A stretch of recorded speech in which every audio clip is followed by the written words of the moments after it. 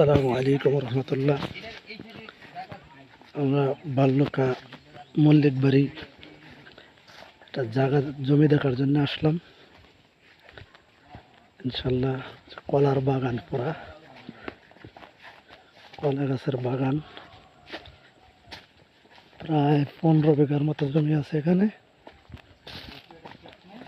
ইনশাল্লাহ আমরা দেখতেছি যদি চয়েস তো হয় কিনা।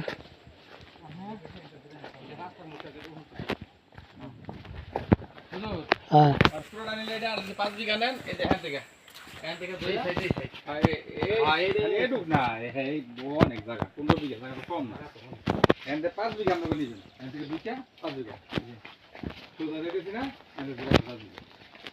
এটা রাস্তা থাকবো আর কি।